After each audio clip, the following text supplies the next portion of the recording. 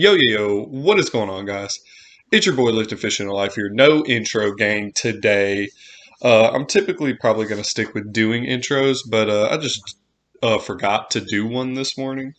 Or when I did this training session, it wasn't actually in the morning. It was actually somewhere about noon, is what you're looking at, the time frame of um, this set right here, which moved really slow and funky. But that's because I jumped straight from 135 to 225 for the power cleans, which I've never done. Normally I go 135, 185, then 225. So that's why it looks so funky. But the rest of the sets actually looked really decent. Now I moved up to 245 from here because I was like, you know what, let's hit it. Let's hit another volume PR. And it definitely brings my average weight to probably something around like 246 or something like that for my six sets of two. And that set, it got botched because I smacked the freaking bar so hard that um, it fell. But I completed the set either way. It was 245 for two, just like all the rest of them. And on the last one, I actually move up to 255 for two on the cleans. But anyway, it'll show it on the screen. I should probably stop being so redundant and saying what is literally to be read on the screen. I should probably just actually talk about some different things. So, one thing I do want to actually cover today is my view on supplements. Um my whole thing about training is I don't want to be reliant on anything else besides myself to A, make gains, and B, have energy to make gains. I want it all to be natural. I'm a natural guy, and I want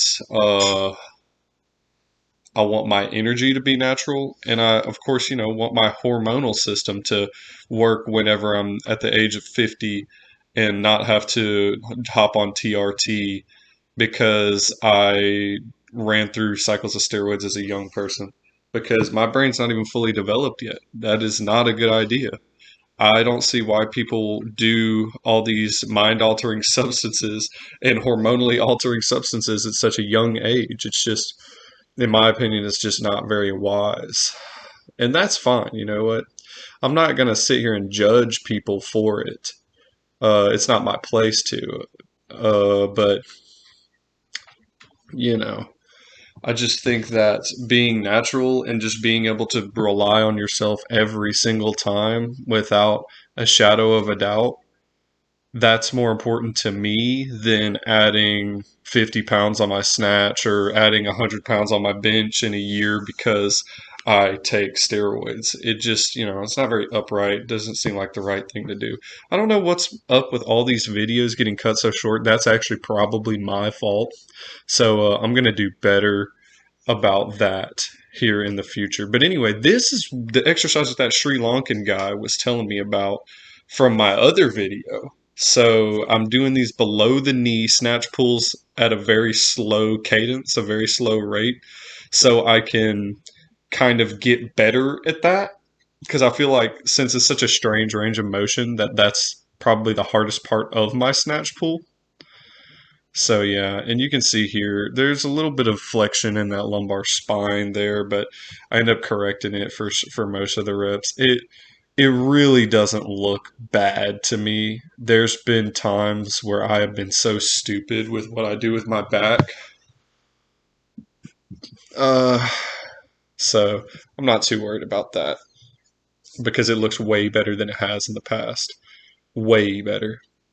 So here I'm doing some really heavy rows. Like typically I won't go up to 225 for barbell rows like that. But you know what? It's time. It's time for me to start moving up and getting into these heavier rows, start making some bigger gains because I've been sticking with like 185 for I don't know, a couple of years now. I mean, I can probably rep 185 out on rows for about 20 at least. So I don't see why I'm still doing 185 for sets of eight with really strict form when I should be starting to make gains and trying to move up to about 225 for 20 or so. Because that is when you start getting really strong. So when you start strengthening your back. So I was doing little 30-inch box jumps too, just to work on explosiveness. I had a friend at the gym tell me today that that box jumps do not help hypertrophy with the calves. And, he might be right about that. I've never really done box jumps for calf hypertrophy, but I just would have assumed that they would have actually been beneficial to the calves. But he might be right about that. He's done more box jumps than me, probably. And I've done a lot of running, and that's how I got my calves. And he said he's starting to run now. So I think that running is indeed probably superior for the calves. But yeah, so pre-workouts and stuff like that. Oh man, don't even get me started on amino acids. Like if people understood what amino acids actually were, then they probably wouldn't buy them as much as they buy them. It's basically a chain of amino acids is what makes up a protein. A protein is just made of a chain of amino acids. So basically when you're getting amino acids, you're getting one part of a protein rather than a full protein that you can a full protein profile that you can get from something like chicken or meat. I mean, like chicken, meat, beans, rice. Well, not rice, obviously. Rice is much more carbohydrates, but you can get a complete protein profile from a lot of different things. And people go out and buy amino acids to like get one part of that protein or something. I just don't understand the point in that.